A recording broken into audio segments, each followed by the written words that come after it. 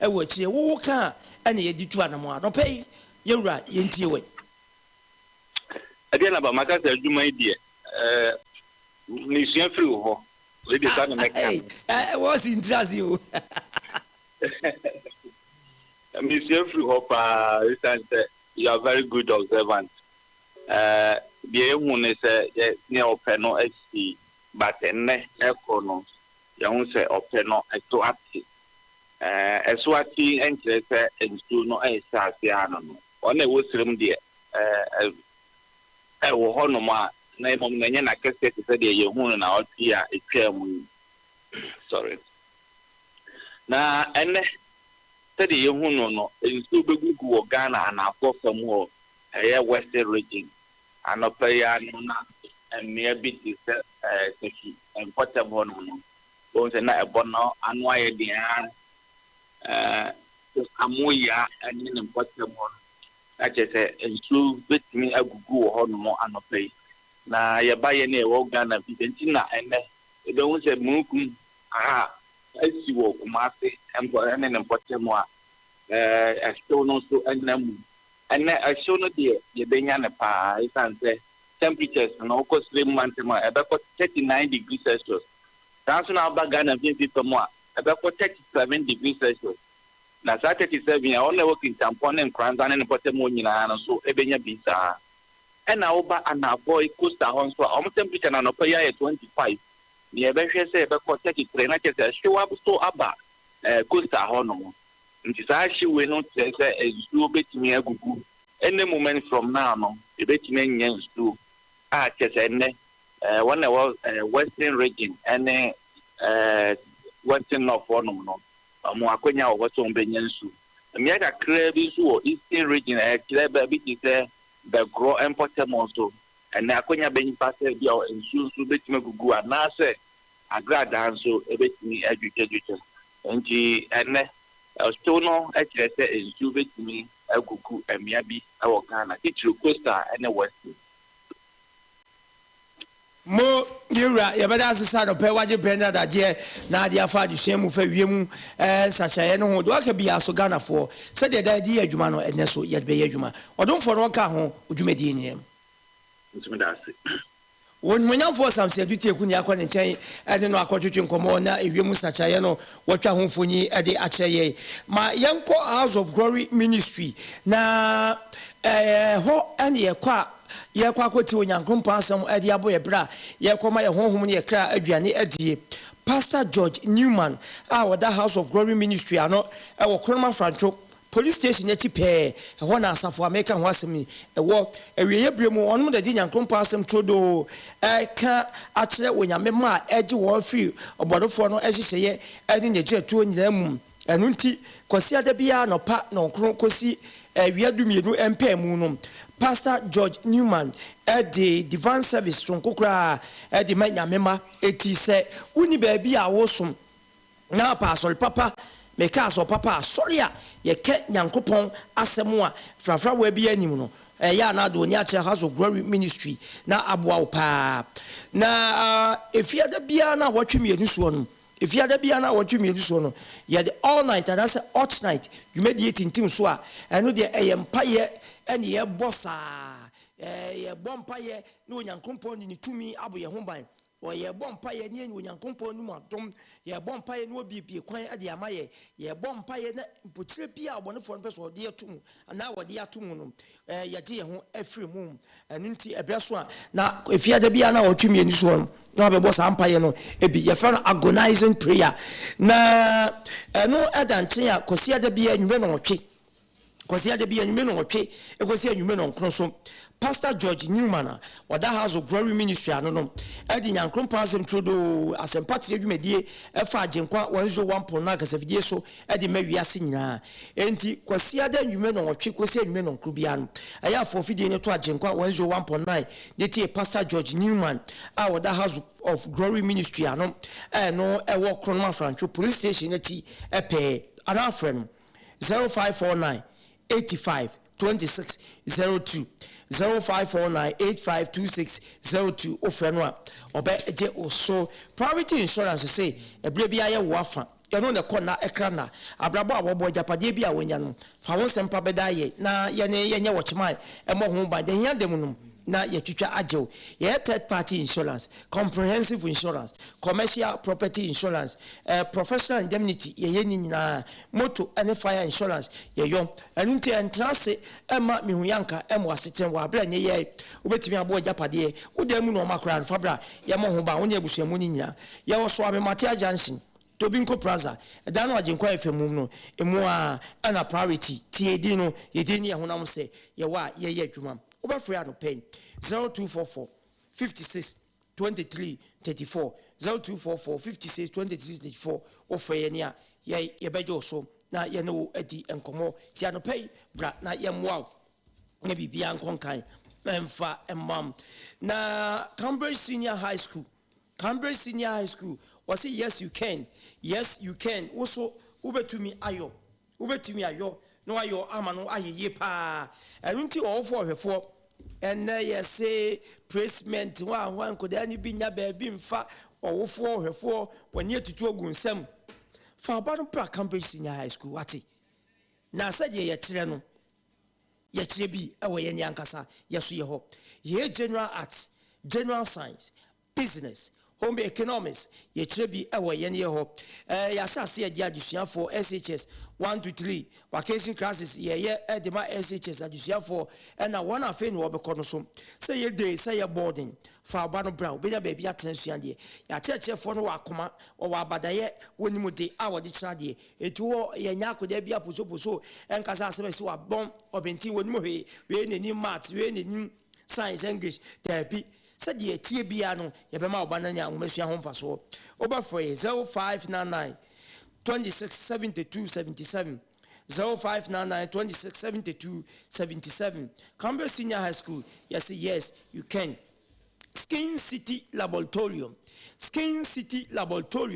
ene ne ye kanfo adiama wo abusua we die hu hia pa be Sofia we die bi ekuta no enya asenketwa kra Skin City Adaroma na wokoho ebi a wokokọ no ani na ho wonse achi aye tuntuntuntum ayiwa ma chese den so be bia woni wono ko hunku bia wokofa aye edi sasraye wo wedi no papai aye pepepe se de dija aka no chese du ba bia wo wedi no asede awosin bia guwo na enso enya awosin bia sa na wede ni nya ye be yi de firi ho eye kro do so atwofare eyam ene begu wona eja na nam ho wonimu ne naso monchemo nka no doso toto wonimu na twitwasi ni nya no ba Skin City Laboratorium ya beboa de hia ne se ubetu anamom na oba ye nchen se we nipa kokko ye nipa tuntum we adantemo de friend chocolate color ana skin no ye be nya ho adwuma e de amaw na ubisa se Skin City Laboratorium ewo hen ye wo tech mazima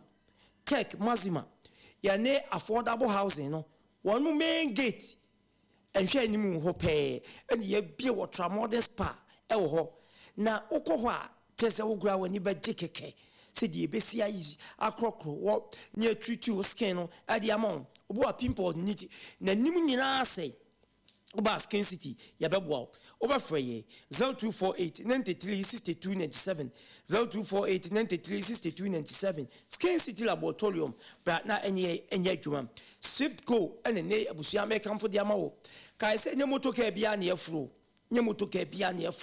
wo ko fru motoka eye ahwehwe de ye Swift Go ena wafro na no de ahotoso wom eye Ghana fo ye ne ankasa ye dia wo timi wakame bia nim esuro ni hu bia nim enti eno ane se obekọ App Store ana Play Store no download di Swift Go app no o download ya discount ahase eye adwuma ye mefa wabofra no nko suku ye nkofa no free suku mafie o ko asole awia no abonsu oto untimi famu makwa ho eye Swift Go ye beba befa e di wako ba bia kai se be ye Ghana fo ye nya ye dia o we ye Ghana ya bo ye homoden kakra ya de pa de ni namu nya ya manfo de ya ovia no diska nya ko no krom enunti ene Swift Go for entwetwe nkomo eye 0302 905777 0302 905777 WhatsApp 0501 64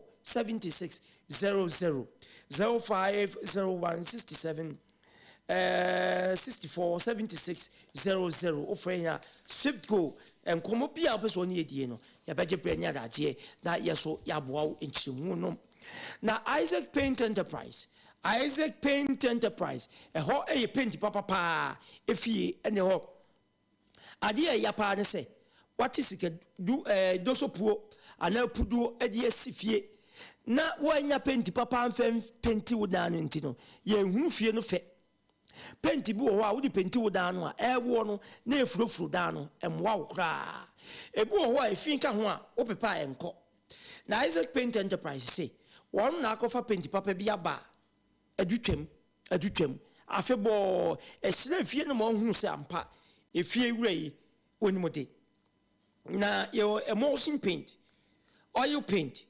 DTM, semi-gloss, satin, eggshell, and a flat yewopi. Your waterproof paint, concrete sealer, stabilizer paint, your ninyabi, our Isaac Paint Enterprise. Ubisa say Isaac Paint Enterprise, your hen, your crowfroom, tipsy, adanumu, crowfroom, tipsy, danumu, and your they chamso your controller house. They chamso your controller house. Ka fam twa so hwa ho ene wa ye di ekwi enti mesraw se wo pepenti papa de ato de aye adwuma se fiewura se event organizer se carpenter se mason se contractor Isaac Paint and ye come for at the amount Fred Dr. Zeman 0243 97 57 56 0243 97 57 56 Isaac Paint was a paintimu akukudam.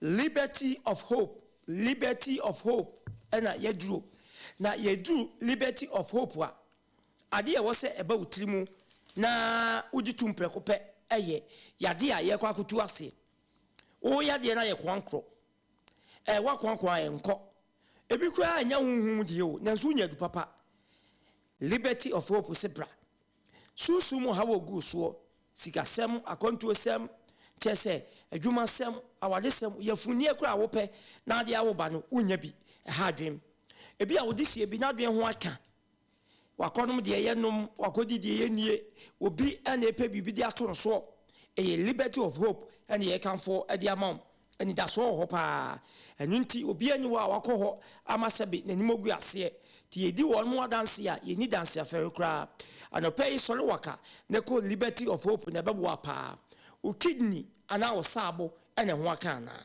asiche yade etetew abusia de awo ka ne se wan wodu anu a enokre ya no ya adwensa na mo wunya du papa no a efi liberty of hope enten enonwe yewo ajamesu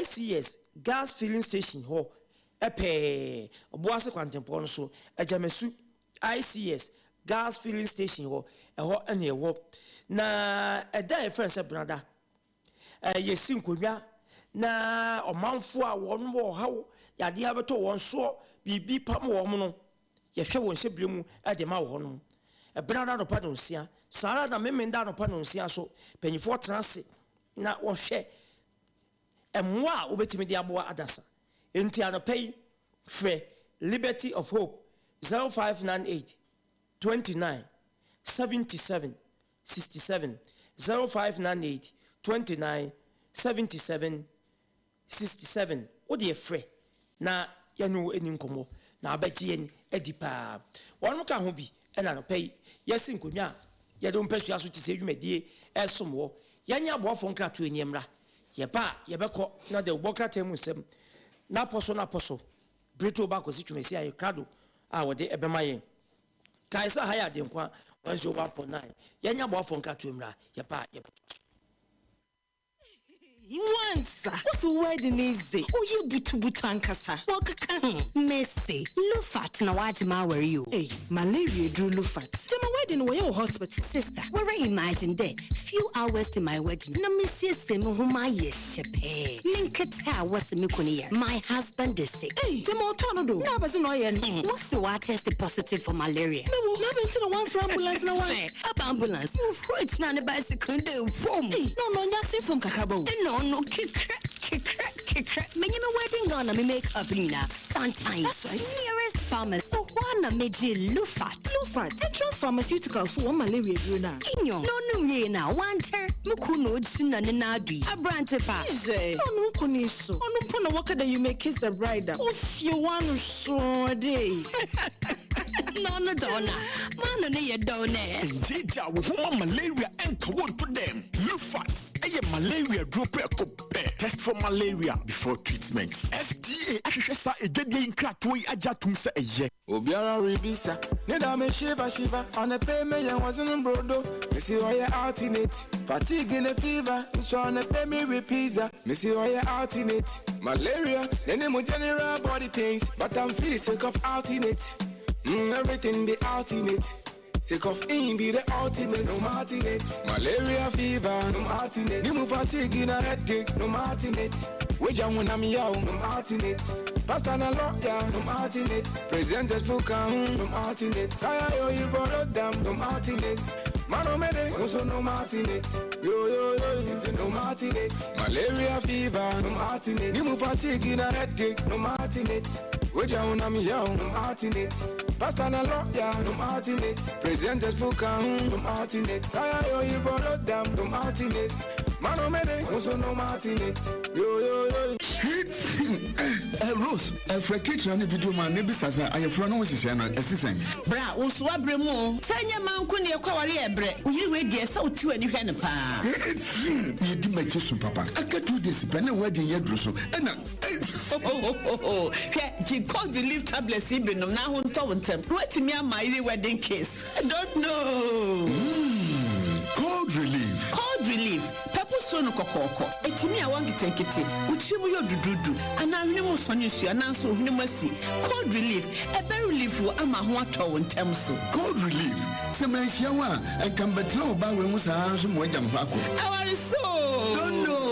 Ubenya cold relief for pharmacy bi eben wo mu. Etufonko Tobinko Limited Kumasi Sports Stadium echi. YF Brono no so. Telephone 051 389 success. Cold relief. A relief mentam so.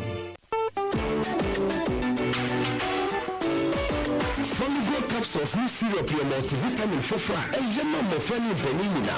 Iron, zinc, copper, folic acid, vitamin B6, nutrient of ashimuma. Foligo drama oxygen and your chuko yomuno. And yet you may yin na honamusunya hodia eshishe. Foligo syrup the dead monthly a woman jama mofra. Foligo blood building nutrients and so on the pama benefit. Only to for new beer wire red hotono.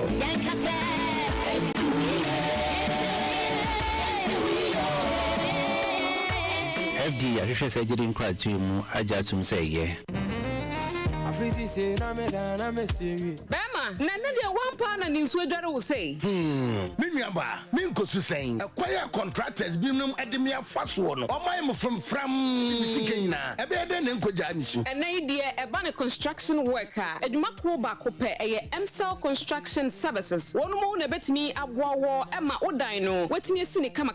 Sa wato asase na wo pɛ surveyor. A obetimi ahwe susu asase na fe wasan ye ho nkata asem nyina ma wa. Eye MCell. Ebia na wasi dan ne dada. Na wo pɛ plumber so obetimi aye wo nsuo sɛmo toilet ama wa. Ne nyina afadan MCell. Afa kitchen no ye besiesie ne kama de ama electrical works ne nyina ye jemu. E de ama MCell. Afa MCell Construction besan ahwe wonu a omodan nsuo ama hu adwiridwiri ne nyina nso e de ama mo. Ebia na nkrankra anase hotel adwuma kwa hodo a mo pese wonu mo ye renovation mamo no. Akonya wo hosa. Edan no fina hyase kosi na wie ye de. Eye MCell Construction Services. And I was wo de dan won. Ekuya, wo kasa asem we say atwe me de. Na twe se obudi ni krampa. We de atwe mo mechi akwan. Hwehwe we chi akwan. Waso ye kase no e wo Wuniba. Na Nanom School Junction e wo nkan kwan so. Sanso e na abehu won Watakrade, Cape Coast, Kumasi, Accra, La Paz, Akoteman. E na fei Achem Akroso. Obetimi ni won edi nkomo e wo 024-484-3480. E na fei 054-157-8297. E na 020-228-2888. MCell Construction, we build your dream into reality.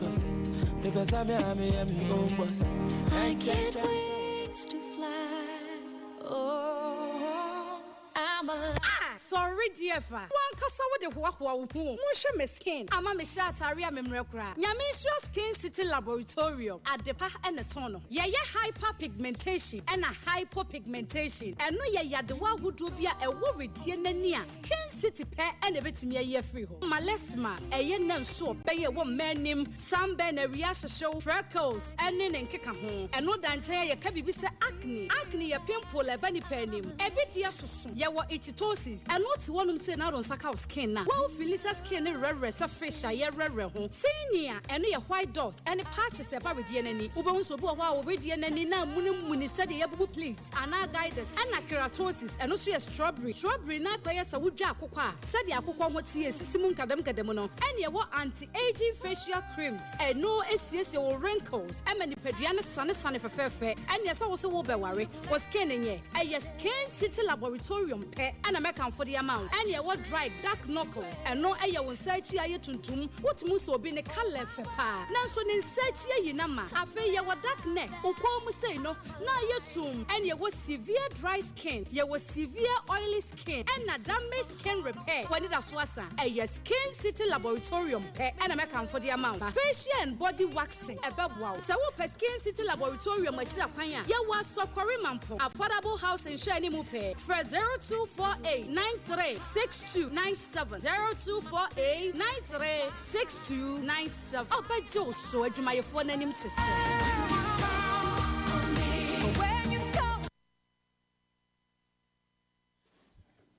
Abuzafo era masese mwatwe ya je adwadi nkrato aba ha ya je nkwa 101.9 opesu aso ti se dwumedi de boka tem sem aposo tew ye monwura mu beto ba kosi twumesi Mandela wa ekrado na onfa ba ko na menu bi emfa emfemu maye beto aduana ifie boko twere amfo kwa nyanko ba daroma efie boko na samre de ko wakrata no ni nyina badwama nso ne de ba aba no doso pa ye ko wankrata be se dumienu na ni nyina be kamensa enso ewa ha na emu bia ye yi no ena samre de me boboso e de akyeremo na the custodian ena no pe mapeja was say 6 new regions good for Ghana growth na Obama ne say obi amwa okọ vetting ena yebusa no say asoafo no da no mu doso ena wo kyerem say eye na mantama akoma nsia omampani kra e de beka ho no aboa ama samre de Ghana niema dodo no a enso akoyie enso ede amaye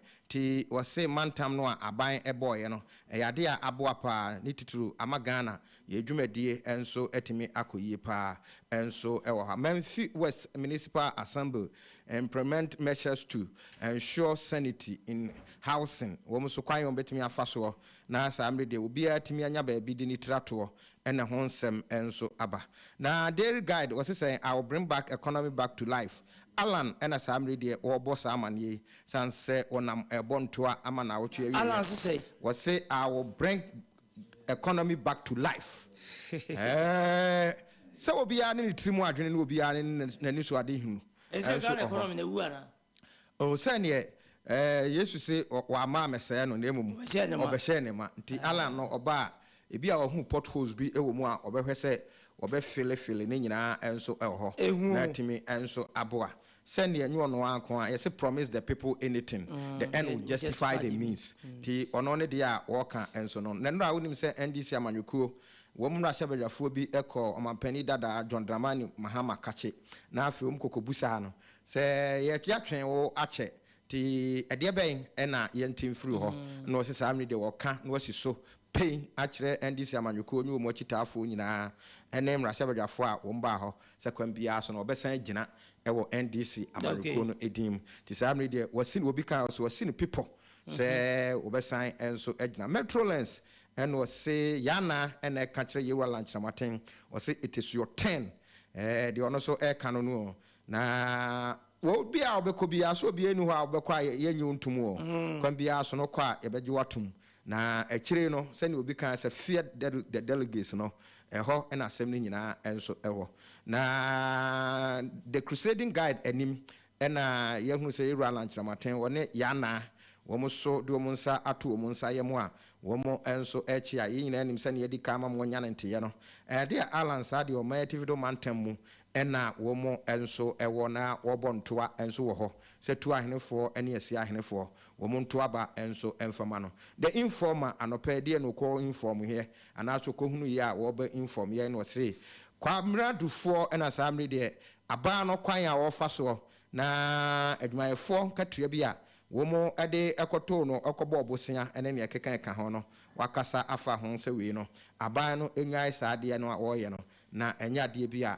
eno so ebetimi aboa senior high school graduates stoned to death eno eyasem dia ababetodwa na daily catalyst and analyst eno de ababetodwa enso ewo ho ko wankrata dodo no a ewo dwama nso na emu nsem adodo no a ekoso no ni nyina for mampani dada asamre de wato mu tuo se osan ababegina na wasan ato ne so aba omoji ntumu abetu franka ama NPP amanyuko nam the republic sorry was a brand a champion wish for ayawa so victims in say and no call victim vetin no yebusa no bribi efa samre no no yo so afo a ohwe ahweya ehwe bambo ensem so ti no call no de pem no say nam ne bre so na abato bi ayekoto ye ewo nipa bi widie mu no sakasa bi si West Wagon ayawa so West Wagon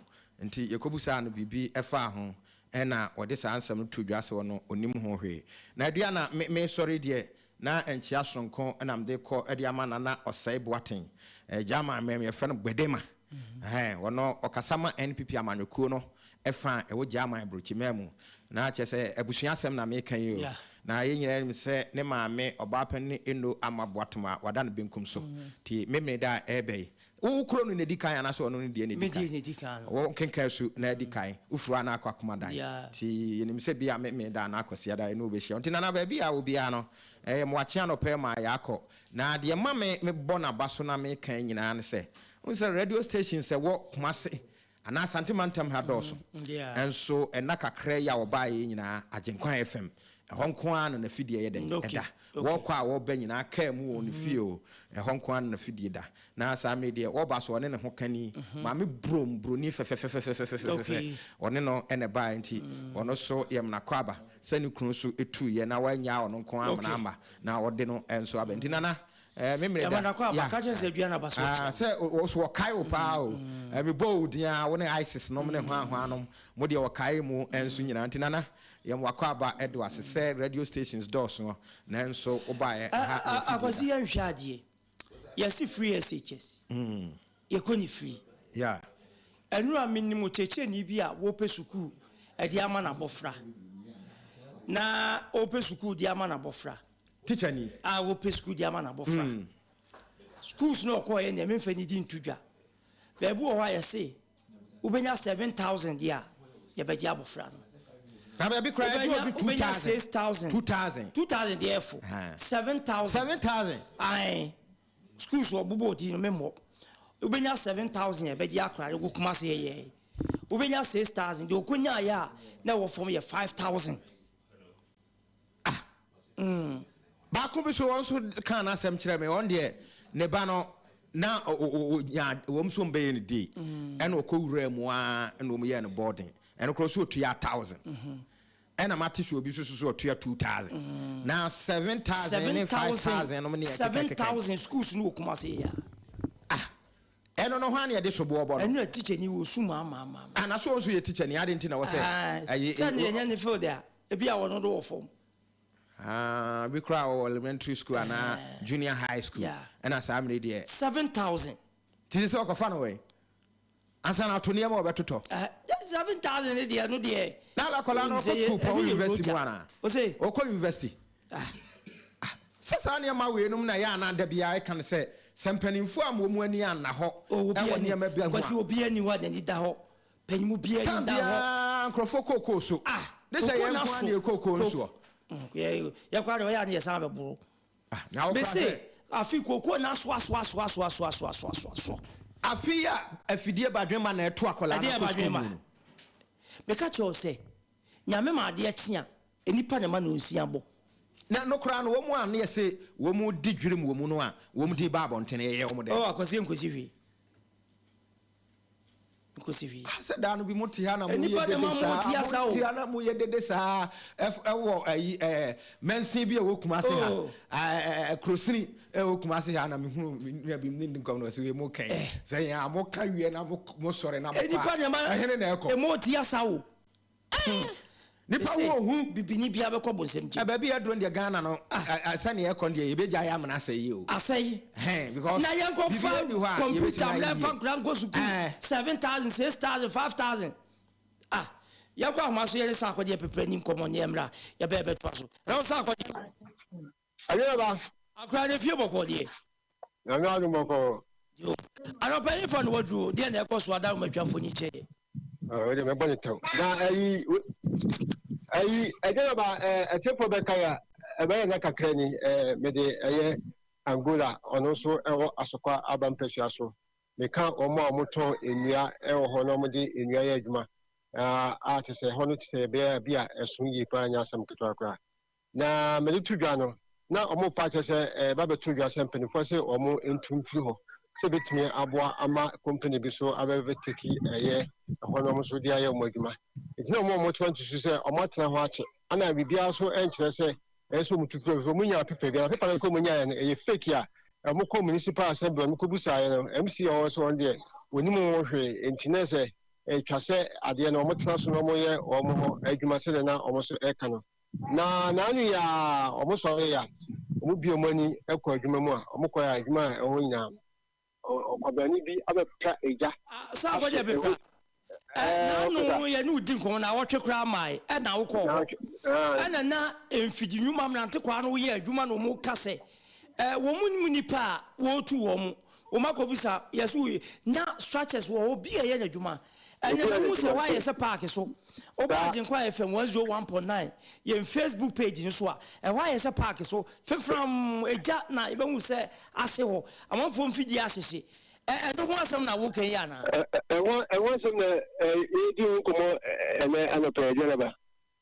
ejenaba sa ko di eja no free here atumi akwa kwose ho sa no ejenaba wo bo se omo ofie ana omo nya no tiese omo no eja atum ana mo di ni kamo ni hu ancho omo pie mo ona se mfidie akese a wo nya de kwabani bi asoda ape ejatum ama no kase ebe oni ekopiem ewo Angola ono eso ewo kumase abato le chiwanje a okope eduato enano pe ya ebe ya de so benye bi pa so ewo honum omo tunto nyane wo ho ne omo bra ho de esu ana same de omo egusu zo kwabane etimi akosi onyina nyina se ye ka so mutu de untu dia ana be ya dia ebe mo wani so atawo na watimi etu we kase de mfididuma kasia se mfidia kasia eye ensuo yi etwa saa satet water bi roba sinyano we kase na pe upemo wa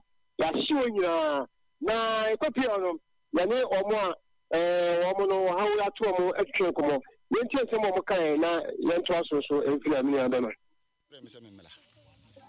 that was around 3:30 to 4 nim no mo frame me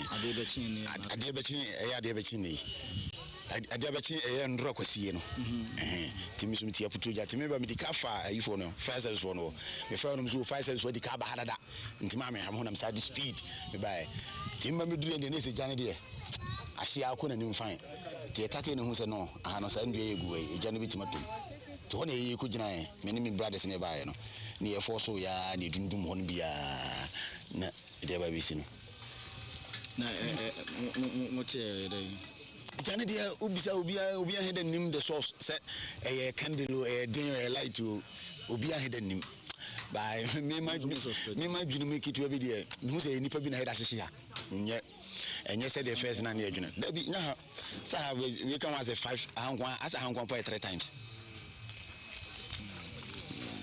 nyano kura mi da mi gidi say boapaye because ya hana ne ayi for no peland na je youth for peland na je ti mi hu ni say because say kura last 2 weeks say last you ba have o take ya yiri bua mi hu ni say na no so no ma heda hye say adwuma na ma ye because eja no ye ba ye no mo say e ka to ho na mo emomudum 2 times inside 2 times the same day na ansa na ebeto ha o de start around 11 to 12 nim am ho ndo mutimi organize dundum ni mienu nyina ansa na second one ba nti eno no head nye we because accident we nye accident we plan work plan 2 o'clock do ana jana start yo ana jana start then say janu efria ana me force say me ko block honum nti that time na we mo ye ahwe no ahwe fu no omunya ma omu hihye de be ko Senegal no ana me pian ne nyina say enfri me wo no aha nti me pian wie na ejanu mframan fajan ba me so street nti fami so na me so me join pie pie na jana wasi shop ni nyina. So union be suspect say nipa bi na boapa because at the same time you see bit they say am afo shechira omu yesa connection o ana omo choja to baby na omo jone ako this assassin to show e ba ntin ko sa ano dia over dia ho na problem lo say Ghana na want obi a timi ye de ope uniska dia sa na tie wa oni class ni no pa ni pa 6 diabaisi ise Genova obe team ewo sa Angola ono so asafa officer nyankopon ni ano pa be ra ko pa o le ho obi o ya timu sa Ghana no abusuafo Ghanaafo ye nti yo temamufo ye ni kamafo enyo ma we na amanyofo sole a MPP ni NDC fo sole a wo mu twa ya sum yentuato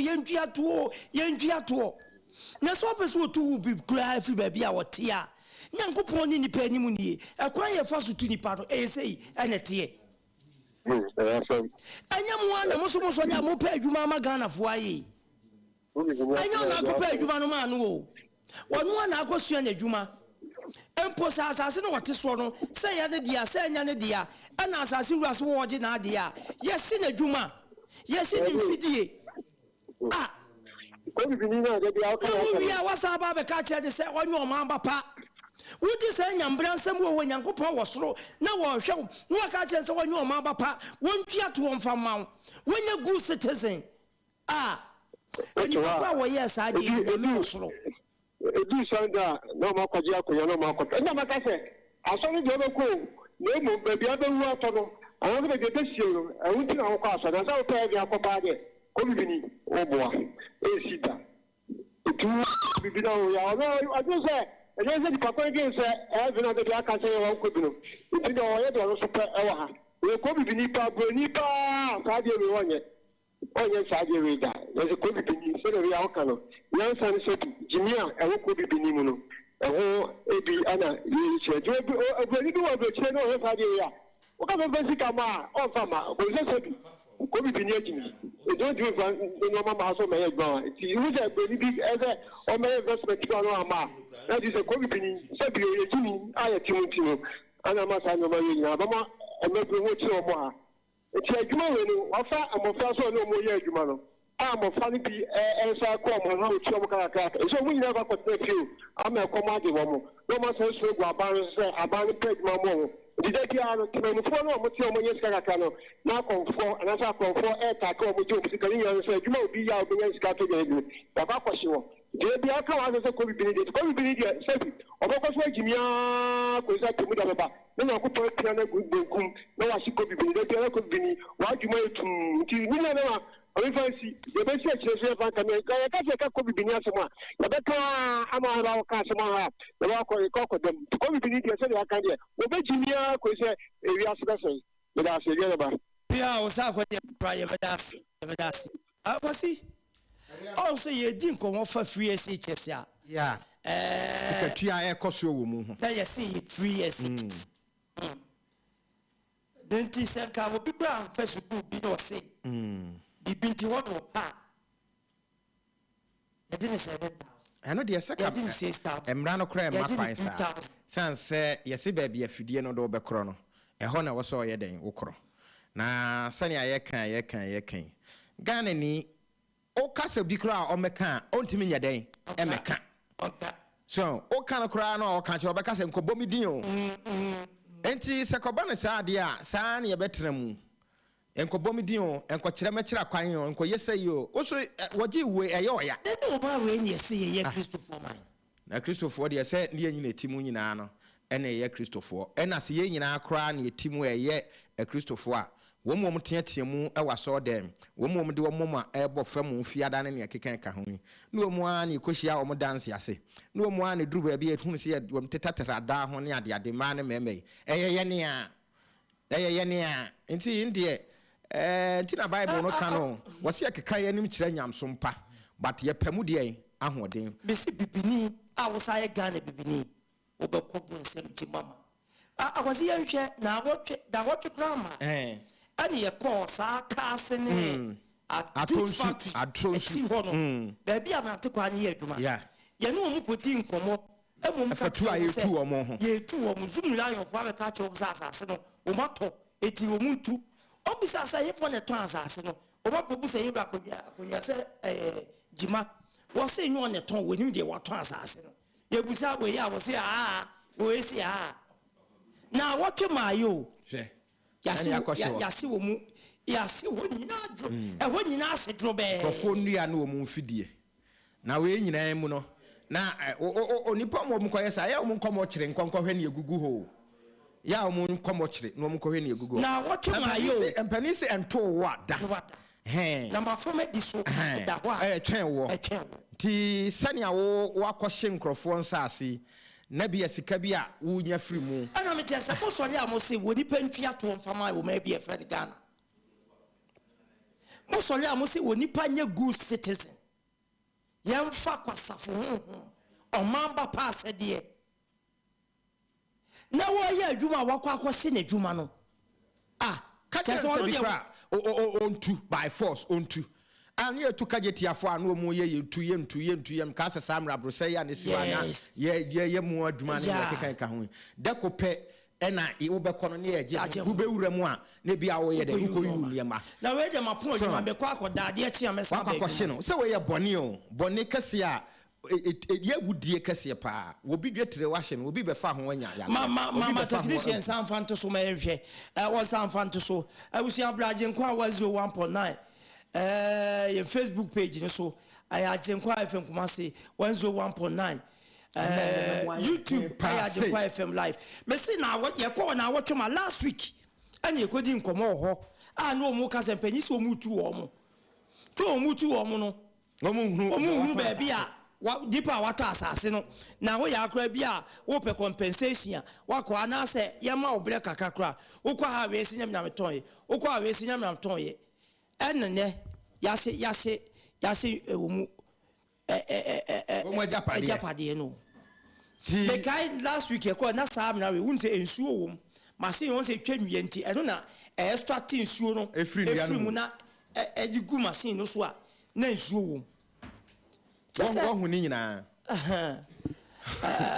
asam no wo esre yaso dana yenti obi anu odiane wo ya adwuma wo ha yase ne japade a obenya adwempade am o man no obenya adwempade am nipa de se ni bia woni ni behia ewo asetean mu ada se wiawe ya nipa ho nya no mobo bio debi sai te se kronfo awia wade ye ne wakokoduro no so okoto se bia ye bono a emfa ho we was be wadwe se nyu no a ye ni nua ba kono wo no owia wo obi akoma sei obi a wo ye adwuma wo bia se nipa we wo jeje no no twituo wo twese kan no wanwane a joko di se adwuma no be kira se da bi wona na so obi de wo hwe aye pa abo ne ya bo nipa bi no mu akoye sasa asene de eye sebi mpanimfo bi dia because nya ye kwakwahwe apabia na betimi akohye obi ade kwa eye pa abo ne ya bo nipa bi se mo nkohye no na de o firi odu otua ka asase no nya den ena ho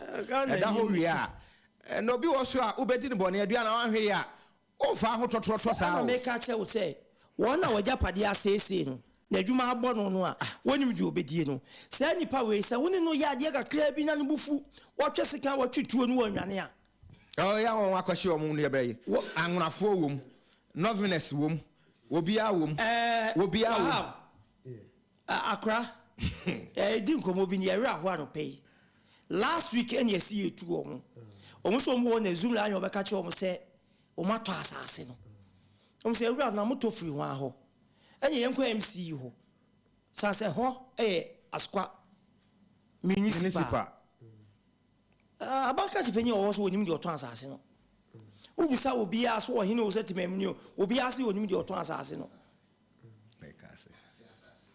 eti enim asase no da ho saa na zumri ayo fo so o makọ akọfo mo de ya na wotwe maayo eduana ba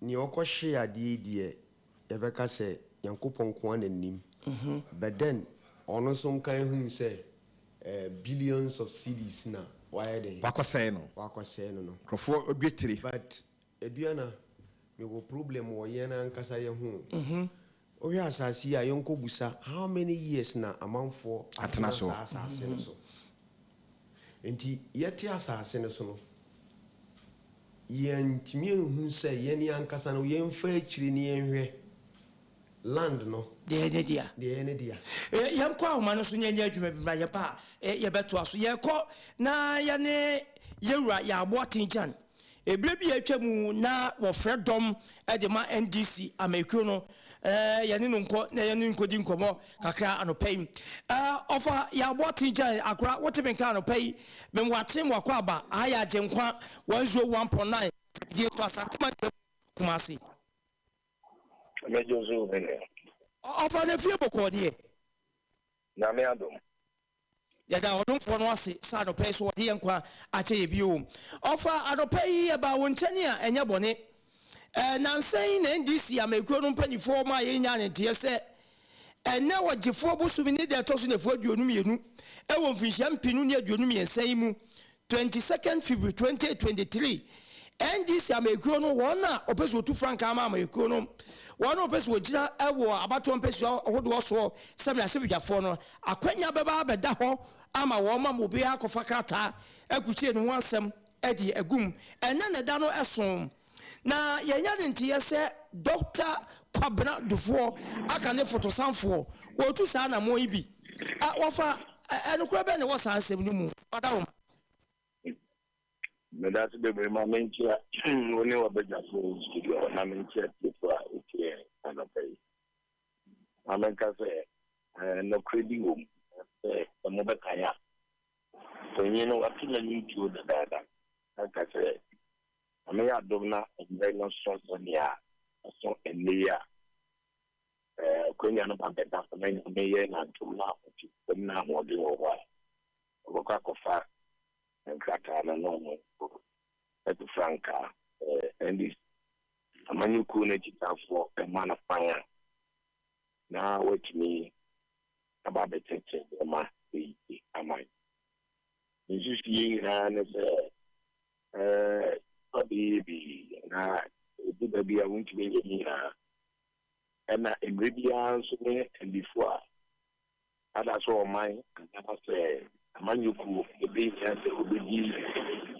ni patom ni na wetimi di akopre kabenda ya na na ya no kwasini na ejitu ema enkuyi the way to have to name yi nti no prebiwo na ni etie ne se neno enka ye wenchi ye bibia se ebakona ewo committee a eba anoa ye sanchi chere na no kwasini committee no yeti se ebi mo dikai aka se enne omo beba na omo babaji omo enkrata ne sanete dia na se nyame ya doma ye otrano be nonko na je se ya chi ndc afse woni ya kwa fa yempo ina sanete yo ofasa dia wo ka de se eneyi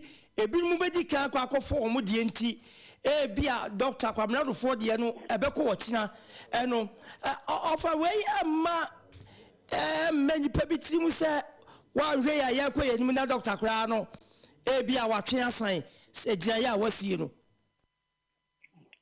menya yesu ama ene na se nyame adom na otna yesani ayi ya ubi abunze obekona akwa ifize uji se gina ene nyene no kwasi bi se gina isi ewe no nkwa akra na iti se gina ene one kofa baye na nkasa ye former president is also in regional role that's right the asibu democrat sana yakopon eton sa fene eninti ya dia usi agene we na ontane ata tuna bro me fa je ne no gine you aba be kaso menko ya dia enwa ya tramu esinkonya aye humi epo nyimre pa enesu ebe paso ya entity na ekwan ebe paso akopedi na na ya jamu ya be na wotna ene medical kan mo no nkro committee ko dia share so be ko ya ko ofa ya boti ja ya beda se na ya de wasie nyankompon ya de mo wotna no pa no nkro no ya be san ba be hwese sade wo ka so odumfo na me fa ni wiase ankwa Dr. Kwablandofo woni the committee otopa ko for no ka ya be san be si te sa be penetia ti anope di ofa ya beda sipi meda sipi abusia ofa ya boti jan ebie bi atwam na wo fredom edema NDC amaekuno na yakọ chen wo so ne ebinum di kan akọ no kata enunti ama Dr. Kwablandofo de no wachira no pa no nkro enti bia obi be na dwe se wonkonkofa ebeba so ti achira no so ebesa akọhwe se wonya ekokofa ya wahab na asem na America okay on say asase a na omote so no ne yebusa se enti omo ankasa no omo dim ne asase no eye ne de that is one factor ma memo wa na anu na enu omu di nkomo no ayekọ e won se na omu ye adwuma last week no omu si asase no omu ko strefi na ba ko anu so wonye mo ntan so na mo nye adwuma eti ba sa akra no no ohene no busuafo de asem ko high court emu omu so di akire ma ko ye se o omu betan wo dididi a omu ntan wonye adwuma na emom nipa poti a odi asase ne ma wo ene wonti asibio wo film ene se ne abase wonu mudu a you see Adriana, but that is my problem with them. What am I say? Assassin ya anto ya betena so enti no edwuma no ekɔ nanim a ya bɛboa ye ho abetena hɔ no mfaso no a ɛba no at least na nka ɔmo wɔ association bi ɛwɔ hɔ enti na mfie dodo na ɔmo tena hɔ bɛpem ne no they should have made progress to acquire land no na ɛmbɛyɛ ɔmo bonify the property. What am I saying? In one breath, ohini bi na di mai. Not just say the assembly, enye government land, enye public land, stool land, meboa. You know, as kasi asase. So it means that they should have made the progress of acquiring land na ankasa na abeyo onwom the property. Okay, nei entimi man say wo te asase so. Oti wa ma obi afri wechi. Akoye won krata aba beka kire say meje masase sorry otuma say let's even me that is my problem with so many yabate yase say honoma oma from but me no ba bia me wo ayi kakra ne say whoever wo intentions obeto asase no we scan awo ene ye bobo no watimi atua ene wakoje fine nipa na wo ye adwuma wo no say de ye ka wo no nim say wo kwa anye ne dia. Enti, yes, there are so many ways to kill a cat. Yes, not Kahona Mebano. And what's I was saying, no man. Wabe nipan wabe adwuma kwa da. Absolutely. Yenka say any yenka say the opa asase na to no. E na akwa akwose no. Meba. Yenka say the opa asase na to no. E na akwa akwose no. Nya sa na yeka. But the yeka ne say ubetu nipa no a. enya ha na wo se ba bejuru me pa ye tumi agye ho kra ba akoda ske ye tie ye so obi akọ adwuma na okoda ade che wo ba na ade ho yes but Eduana, this is educate, inform and entertain one platform. So let's look at another possible way. When say baby I turn tabo nyina that zone near fueled area. Yeah. Especially when Hamatan, which dry I will talk about it. Dry season a womb. What you must say? Na a drum rebi susono. Omo turn na ko. It could also be possible, say, obi nso so negligence e wo ho e na kofa ejenwa by the na sentina meka say den ka say the pass as na to no na ase incidentally no ababa say I coincide with the current situation no the area say obi na share that but I wouldn't want to believe so obi na share that pan because so uko boja ahye very insane a holding crampo sa marketi wow share the kind of ya parking wo ho oti 2x2 2x4 and I say 1x12 oti one piece ni sika obi boni fie crampo oti sika o hwiegu ho for nuana you know that there are billions of cities over there. What you must say? So maybe near American say Nyakopon and show because sometimes ukuresi can cramp on a business and inquire we seek a wound but you'll be frustrated. Yeah. Capital in you but goods material business and enkoso you'll be frustrated and I necessarily sorry ako jumumwa wako dru akoso usisi we seek a goods egu nyina ere ashe. What am I saying? Nti we yeah. But me fa we akonya we so atu amanfo dodo na efu se asase a wo occupy eye asase a obi na di ama a wote so a wo ye adwuma enye wan kasa wo de what am I saying? Na say oduru mpempo so bia wo say we very careful either say oben kwanye bi suna nipa krono aton assassin outright amount and I say we no people that baby and I say we be pe baby e dey ato so that if there is any misfortune biano you can then relocate obi krompo ho a otimi bie a nest bi e wo ho what am I say otimi bie bi to ho say dey be ya ekoba eduru ne eden a o relocate ho customers ni bi krompo ni say owo ho dan say obetena ebia ya aban asase oti ho wanye preparation aban so ehia because wo de no ehia de say wo fidi ho but ebia na asase ne ye pede si hospital bi e de ama mantem ho the need hospital need a supersede wo individual interest no nti enye den ya ye be na olare tumi na kan na asem bi or say a river does not flow through a forest without falling down trees. What am I say? Definitely there will be casualties. Say abai epenasa say a development because for all you know development into a reserve assassin at ho and I saw hini bi Elias say bi amao kan hu say assassin nyo hini no kwa de a family property hini na odi no the head of that community, you know. And once you shift pools, another person come. Money back on the contract. For front now, but between change the direction. Oh, and say be a zoom lion up now. The possibility of no bopa na questions so there. Now that is not the best way to go because the best way they should have done is that protocol say persuasion. Yeah, persuade you. A fairly force must be what applied. Ade bechi beba no na ejanom yanom memaba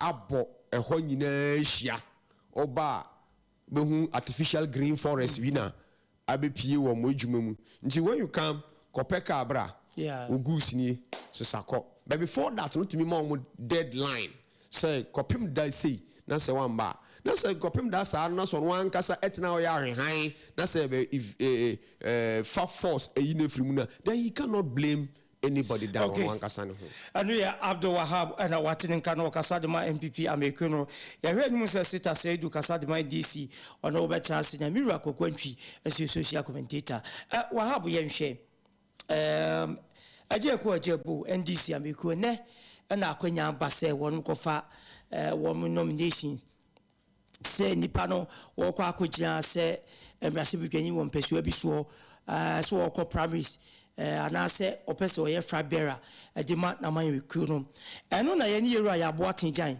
edi nkomo sisi a wo se yampa Dr. Kwabnadufo ne nko bekọ akofa ne ne but won mo nya ne ntie se ebinu mu bekọ wa ma obi edin wo se ebinu mu bekọ ne nti Dr. Dufo de no akọ akọhye wo kina yanhwe NDC copy nomination and matters arising yanhwe se de ho nsem esi etie eduana ba ye di kan ma yanchia etie o ma ye ntem so mo peke anase aye too late oh ne di kan ma yanchia etie for on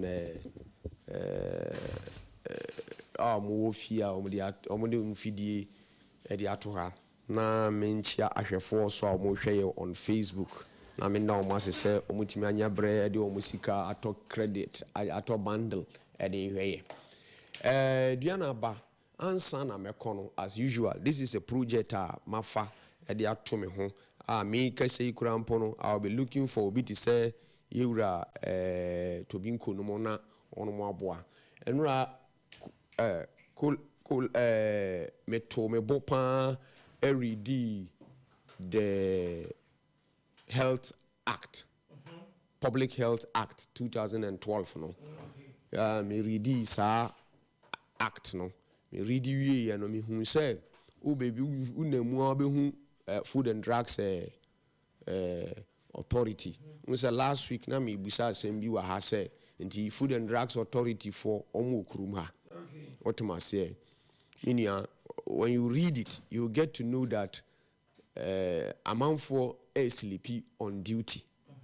And untina say ye kase inim the writer be who at the crime patcher ye wa dibia on more muton watchy. Last week me catch a say bisa or more muton watchy. On more muton a fence unim wagashi. We say wagashi color we say color bina attire red no. I say I have by beside maybe now omodi ahye nsuo no no manoa to the extent say enna me ne wu kese amanfo de sa kala no ennoa no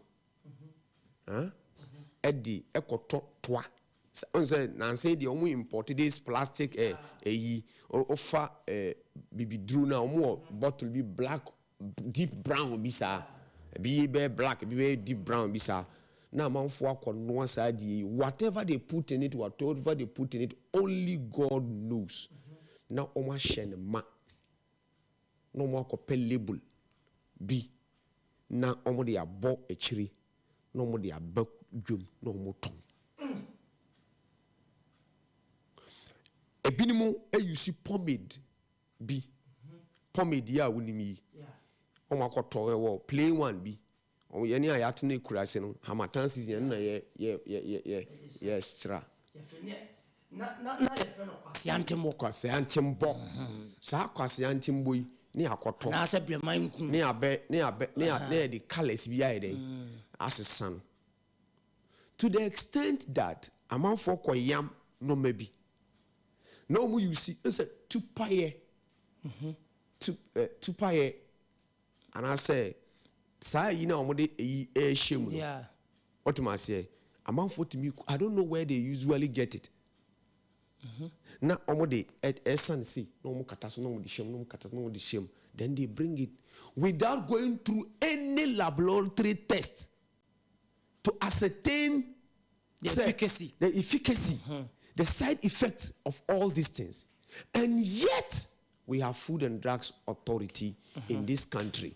And people are being employed under Food and Drugs Authority. People are being paid under Food and Drugs Authority, and yet these things are in the market. Under Food and Drugs Authority, act, they will tell you that it was said, Drobia ye babetron, yentro na ni pa wokwa kotono, utimi yeden, eridi. Na oko Kumasi Kruju mua, we say ye tongue a drew now so the writings on it no and never say you a chrono brofumu made me read ehuni a woman in ya chrono or China Kasem. China Kase is so. Why? And I am news in China Wagana. Tibiana Mesre say it is about time. We wake up, we support the institution. I do agree, say they lack the personnel. Okay. If it is so, there are volunteers. Okay. They should power be volunteers. Okay. Now, yeah. Because things say young we stroke, diabetes is part of some of the drugs are into the system are any infrastructure. Okay. And also me free her. I'll be heading towards Environmental Protection Agency's office. Okay. Yeah, I'll be heading towards that direction. Because, Minia, there is one funny thing we must all be aware that every day, we catch us a Hamatana Sanaba. In Hamatana Sanaba. But whether a ye for name, not a for a patcher said there be. And what I mean, reading news be a say air pollution. Air pollution. Yeah.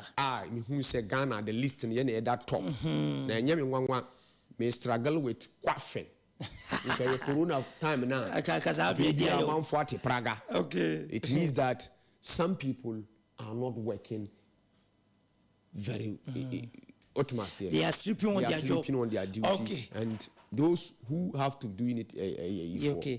But mention me baba from wa kafna and men ba no o sika FM was no pay what you play with ye pa it from wa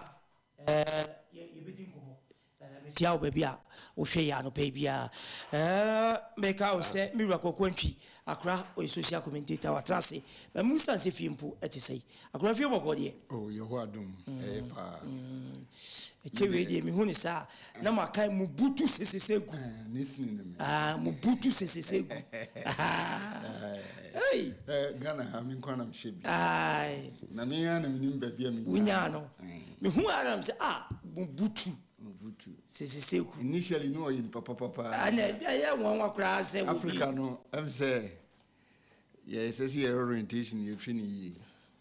Madame will be sending me PCB about Zulu for language. Yeah. Ubuntu. Now, Ubuntu, na you're born to fan. It say, I am because we are. Okay. Sardino, a free.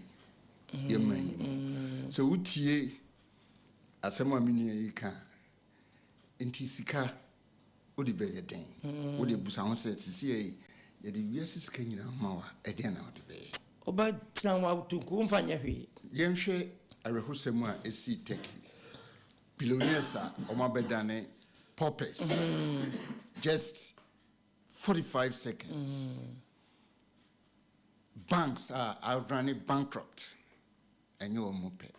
Inti, as I say, you should be now you dream others home because politicians here you recourse Robina, yang, intina or mope to me. Yeah.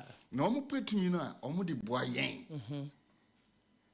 Ubuntu no a anthropologist been a research about identity ni culture.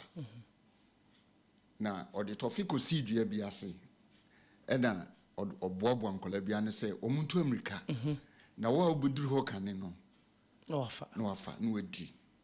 Tincolano, a 30 year no almost so monsa. When Omunina joggy ya could do the Anasena, Sabuti no, almost chain together.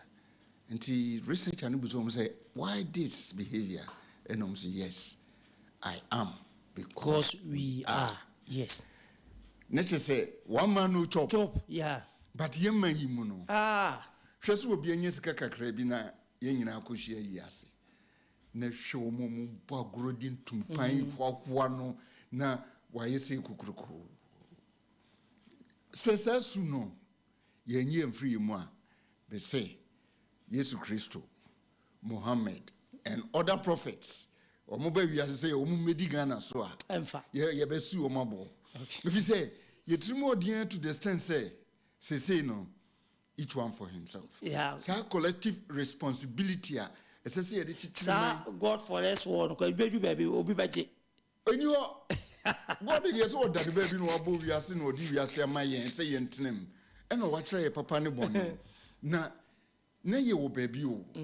Ansa ne ye be ye mortar yi. Yeah. Na ye wo baby e ye friend no pre-mortar. Yeah. E na nyame no anyansem o ma ye dane nipa. You free her, you better call baby. Yeah, transition. And do we ask ourselves these things? We say, "Obit me be dead the waji to me." No, I contain. On found who be one was a me. I feel yen. Now, say I'm here. Me say yen. Hey, sa terrorism. I didn't want to say my own yen. And ye best say. Yen ye best say. Consent. Yeah. And yes, I say yes. Sit up. Near she and near me. If you say, Embre Yeninkaso. Ebre Yeninkaso, Miracle Country, and no. Agra, where the NDC small base in Yenti. Nadia Mobobem, I be dio. Mobutu Seko Kukumbengu when Zamba. Yeah. Medino. Mobutu Seko Kukumbendu when Zambanga.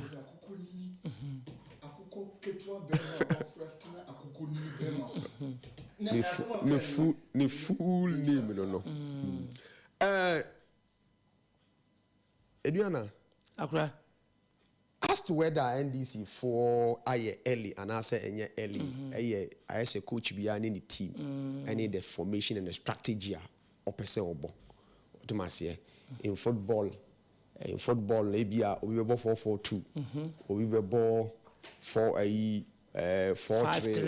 5-3-1, wine. What my say, and coach I did the so be multi system. What my say, and no yeah, obiani system or per se or yeah. But as to what the almost strategy no, is yet to be known. Don't forget a constitution. What my say, they have to follow certain rules in the constitution, and periodic election. What my say, in a political system, so that ebema that monopoly, that akakabensem, sa ahomaswoni ade no ebe bafom. So right now, so we are MPR. Penny Amati say and from today on, so will be nomination. Yeah. Obia Timikofa. So and then they will be doing the election on the same day. Yeah. What must say? And you know, and also so we change the system. Just like 92 kai say ye to presidential and sana ye be to parliamentarian near the ade. This time round no, or more change another system so that there will be a level playground. So we will MP parliamentary candidate because obi amotumu e de ayene and also obi sources be bars and when a certain presidential candidate and also a certain presidential candidate will influence the system to his benefit. No, they say no obi e candidate, right? Yeah. The presidential candidates are campaigning on their own. Yeah. The parliamentary candidates are campaigning on their own. We need resources now. Baby, na and our system now NDC for adopted. Yabeka se betumi ama fairness about one maba to muana. Said ye workers and command say, ye sham will be who will be a flag bearer, no influence tina baby. A bit me am fairness to some extent. The fairness in the election will start from today, picking the forms. Okay. Picking the forms. And the best start the process of fairness, level play ground no, will be exposed, will be starting today. What do I say? But say Koban say everybody obibia also offer your friend say form no enya kunya na eden afa. Okay. But Ediana, there is no fairness anywhere in this issue. Okay. Because if you look at a party that is in opposition, all complaining say on my ayede. Nemo share the processes of picking a form, filling and submitting no with the presidential. Presidential no a 500 million OCDs. Ska I pamda de anymore seven making. Picking no 300. 300. It's 30,000 Ghana cedi. Debut. I knew 300. And I will submit here. I say. What do I say? Oh, submit here. A titisika 50,000. Debut. I have 5 billion OCDs. Now, sir. 5 submit here. I have 5 billion. Young can be a titiscano. You can say 50,000. 50,000 a year, 500 million now. With the copy. No. It will pick you now because of metia. No, what we are 500,000 Ghana. 500,000 Ghana. What is 5 billion OCDs? 5 billion. Now I have 5.5 billion. Okay. Media nanka minim say picking up the form near 300. But say a 500 and the I West Crampo no. You see, the Constitution says that so we are 40 we are 18 years in sound mind. Utimituaba. Okay. Meboa. We are 21 years sound mind without a criminal record. Utimiko Jina for MP. We are 40 years Utimiko pray for presidency. Okay. Meboa. Now to say no, it means that from where I sit no, I am a codified presidential material. Yeah. What you must say. Now there are several millions of my type in NDC. I'm per se on be president. But here is a situation whereby Sika medical quarter form no crampono, a will be J3. And I say Cronfobes say do a J3. Okay. Right. Na me babe submit form no dear and no dear bubru. And that is why I'm saying that there is no fairness even in the monies that they quoted for the picking of forms and submission of forms. So fairness, dear Minia, don't even talk about it here. What am I saying? But media, one thing I am happy for them, and say they are now changing the narrative that Obi enko rely on Obi enko wini we embe someone to abana ma we are. What am I saying? Na Obi akojina me John Mahama candidate, me a Dufour candidate, me a other guy Krampo former Kojo Bonsu candidate, simply because these people, one of them is now the presidential candidate. But here is the case. Dufour is carrying his own load. Mahama is carrying his own load.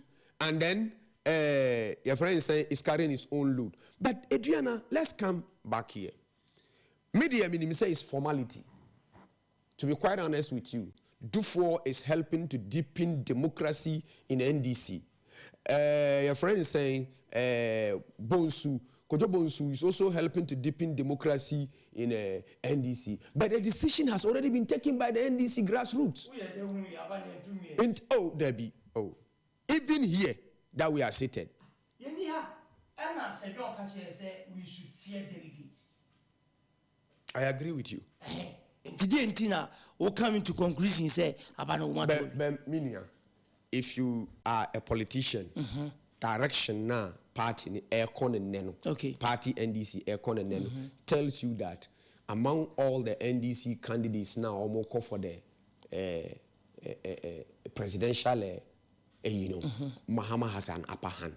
Okay. In terms of what? In terms of everything. National executive setting. Regional executive settings. Constituency executive settings. Virtually all the communication officers of NDC across the country never sits on radio to praise any candidate than John Dramani Mahama. Even if you are going to an election and you already have over 274 constituency communication officers, supporters of a particular candidate, and Okra Pono, Onyan Kotwaba, Okura 200 and something in his basket or what they call. And not much can be said about virtually all the communicators now, they seem to be having the voting right. Call for John Mahama. Okay. So, Adriana, it is quite obvious that John is what? Is winning. Okay. What must say? And there are the same thing you guys said the last time I can't say you quack tuaba. Obia now, yes, Papa be wabodam. George Ejinimwat. George Ej, huh? A year quatuabano between George Mahama and quatriqua. No. Send no sunya, no one yanity. Oh, yeah. Obiana Tomano. An election that there was nobody, we thought that it could have been 100%. Your coin Obian there. Dufo will get his part, will get his share. Okay. Your friend is saying, Kojo Bunsu, Benyani share. Otomasiye. But in the end, no, John Mahama, who has sponsored the entire NDC grassroots election up to the national.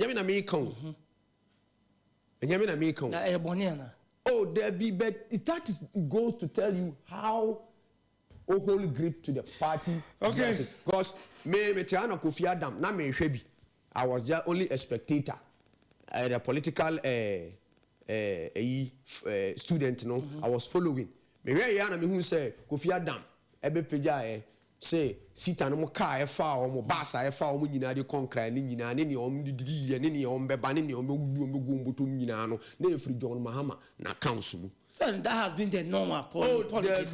There be and na me kire wo say edurumre bi a ntoboa party former ministers, former MPs, former na ya kika. Oh, there be yep and the nyame problem. Me problem ni say in the end no ye buy no ye hwe no ye nkan se wokogigi buy yo ye se wo no na afote nti once every ne foto mu aba na de ye de mfa ho se bebia every year eba. But one thing is certain, say John Dramani Mahama and our sponsor on we nyina. So clearly John Mahama have a upper hand in this deal. So what happened, Sita atrans mami musa nse fi mpoti say na me nkwa akra ho na me ya de kese mi de na me ya de kese so de ne so ache na aba bet na fi de kese so Jojo na ya can one or two things to shape the discussion ekoso ewo mai mo ha ti yakopon e de na ase be ma no. Okay,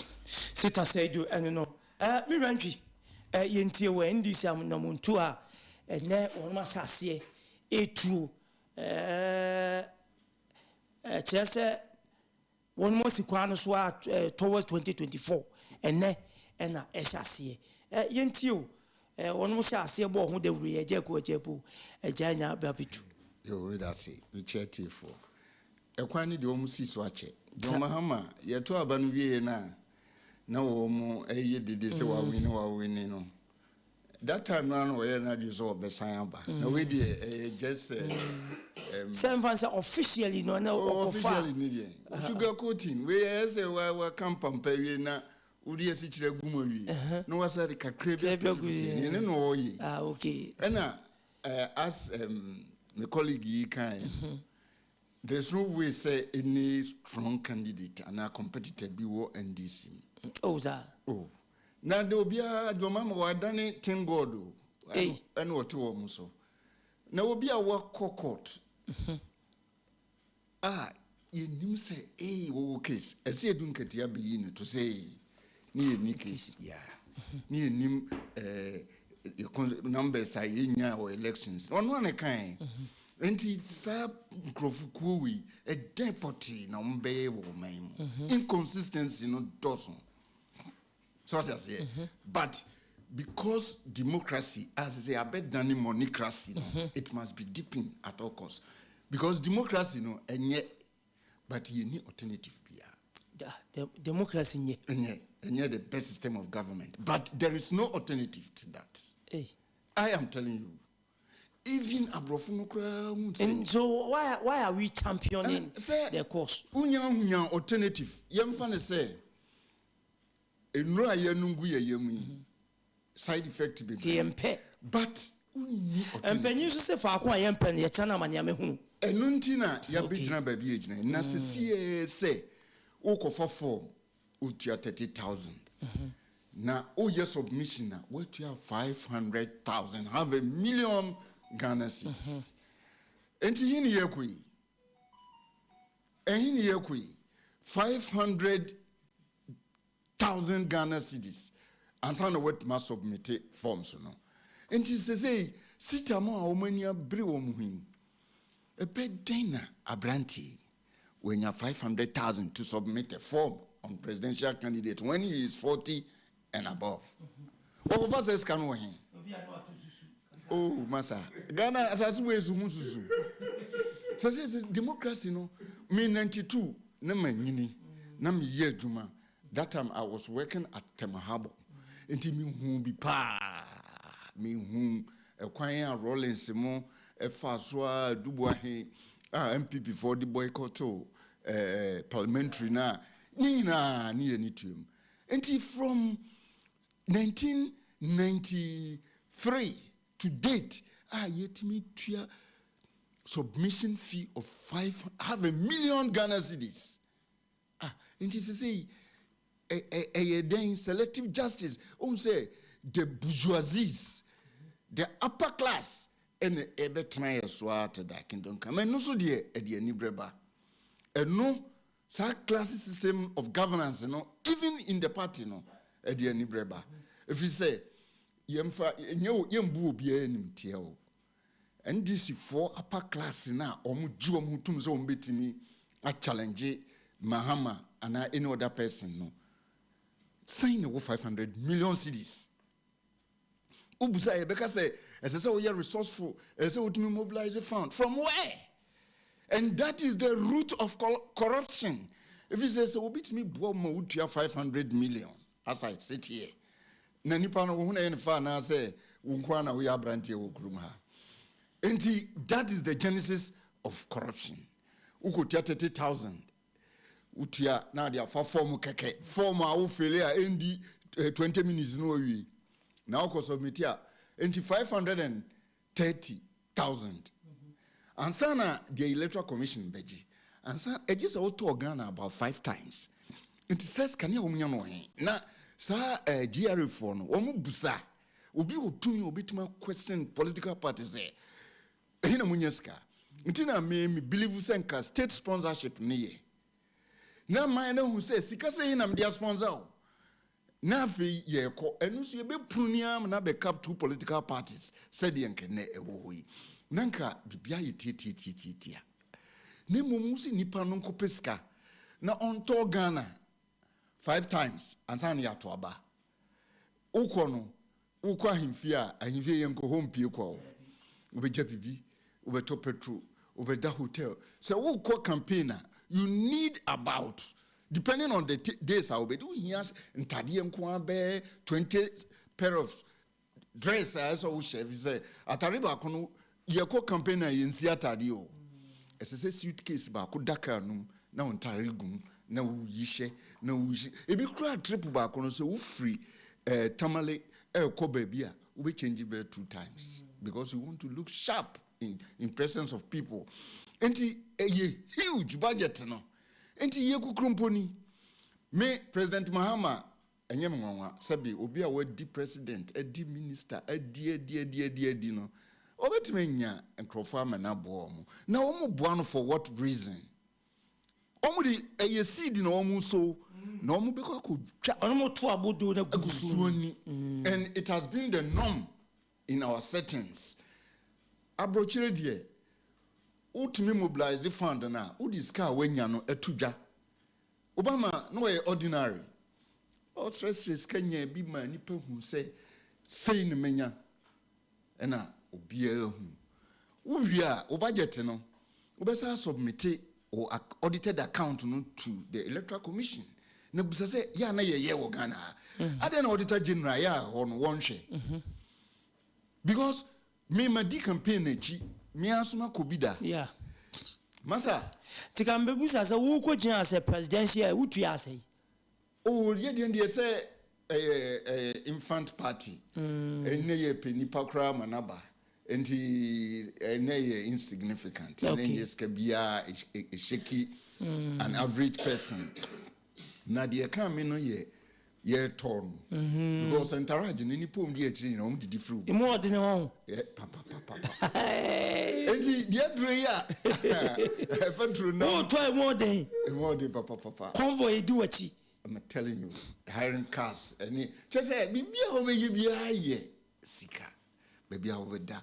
If you cry with your own corner, person who could baby, manche view now, mum do it, you know. We work on more advanced parties, Nipa of no monam. And it is normal in our society. And it is not easy. And me, Jnatra, me Busam say, and Tisakatas she. We am say, no. And a quite bang, and now Mubefaso, must be no faso. Under no circumstances, be business people, business moguls, sikafo links.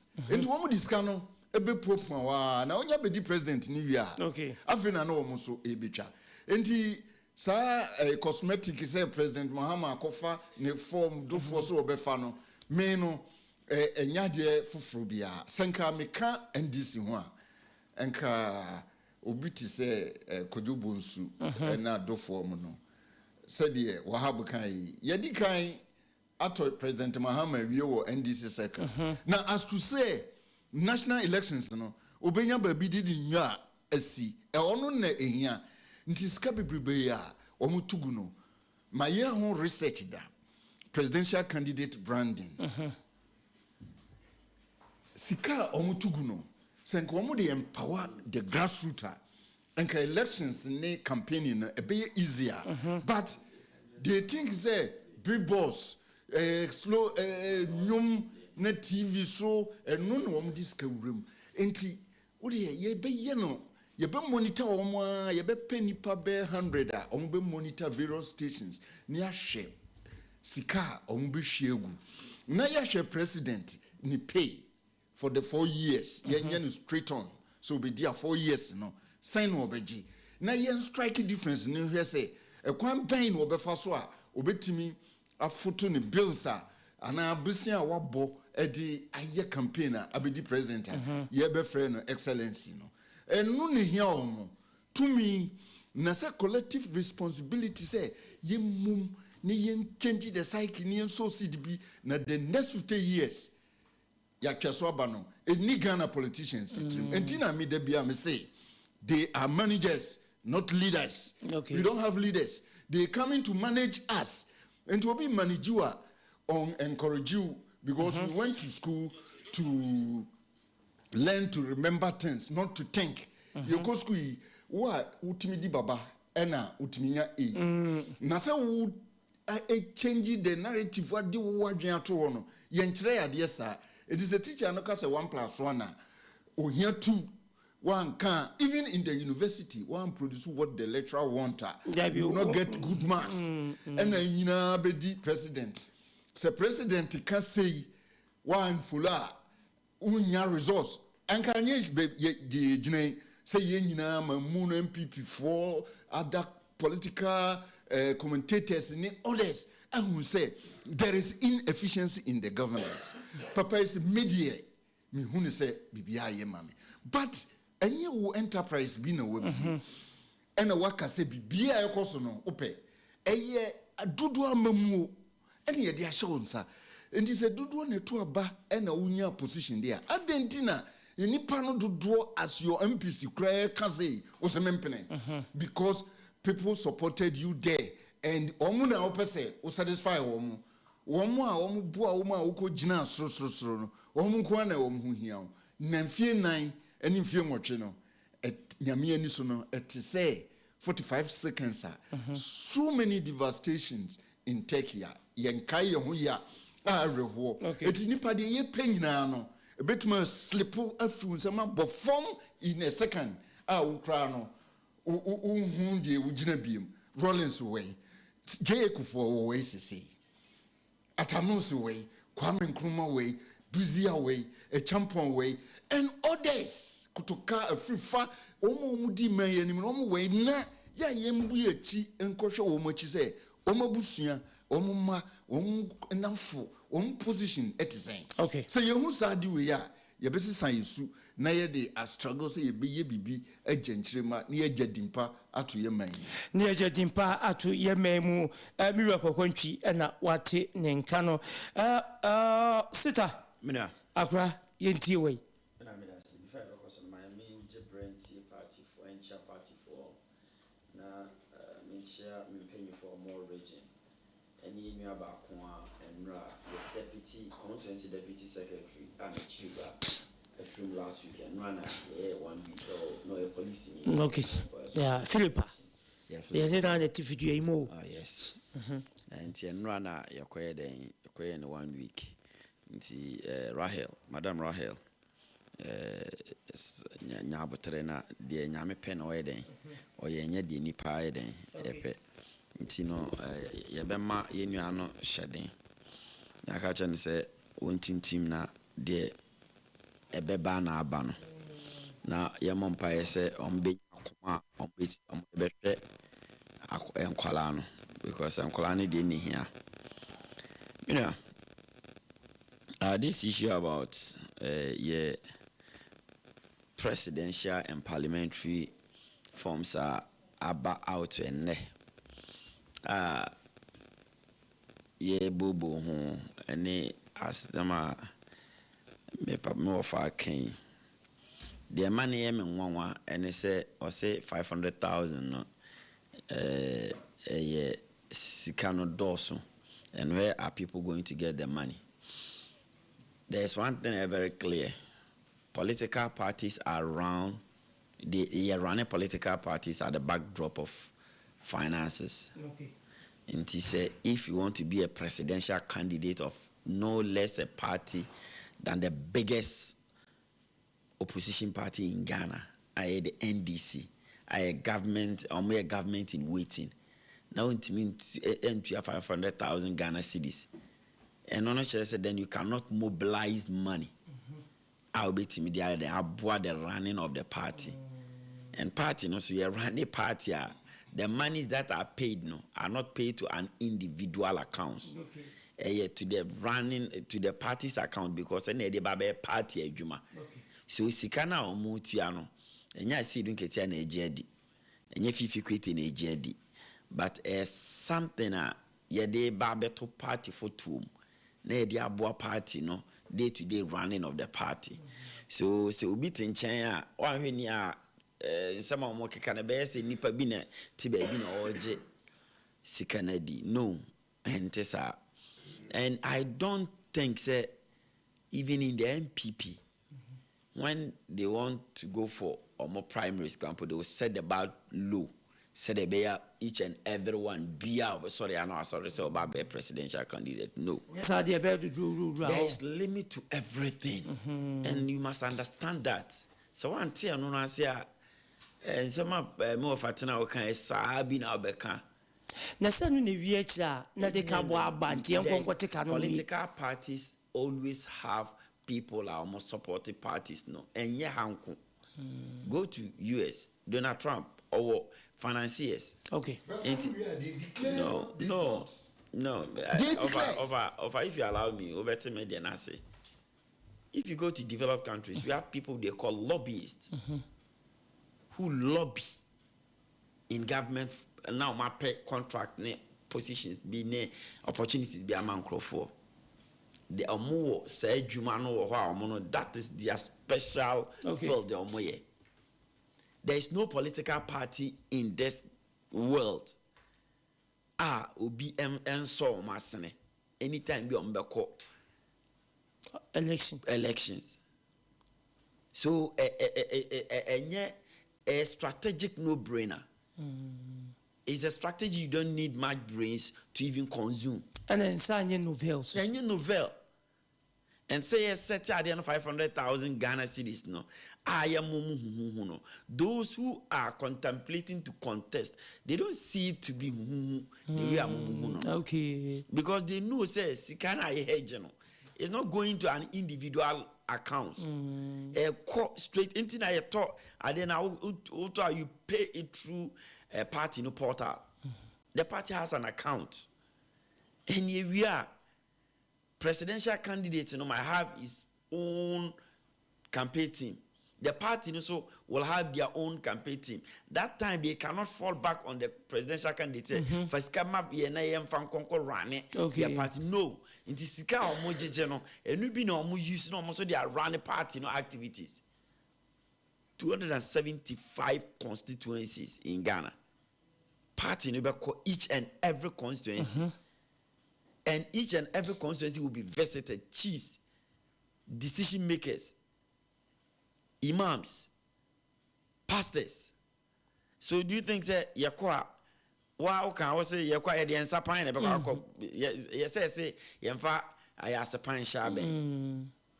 So at least when we go, you are going, you better fuel, you be didi. And the people that you are going to give the message to. At least you better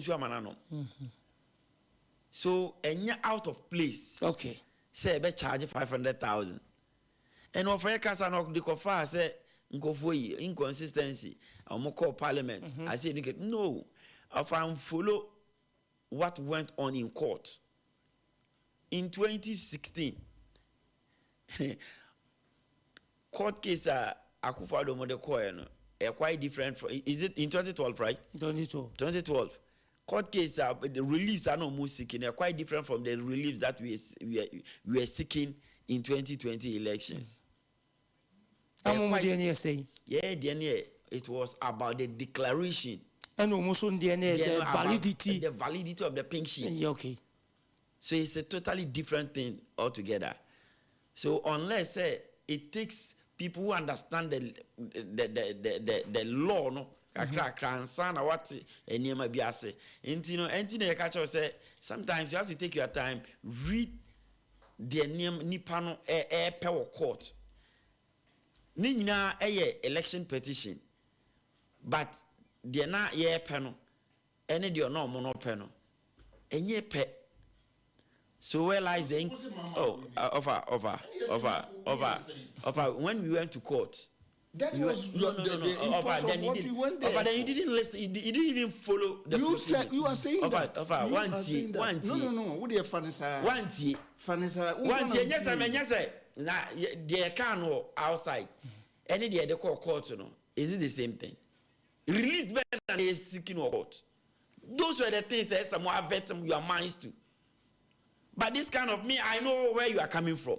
So sometimes when some of these things, Mimi himself overhated the NDC, and I don't have any problem with that. But there's one thing, Sikawi, we are not collecting 500,000, and there's no inconsistency in what we did in court, unless you don't understand what went on in court, and unless one read, and as one see the reliefs are now the NDC were seeking to achieve in court. Tell me, educate me. And I now just giving you the education now. And you could say the election because the declarations were wrong. Yes. And tell me the number that you got. About one. It wasn't about numbers. It was about declaration. About one, about two. The unconstitutionality of the declaration.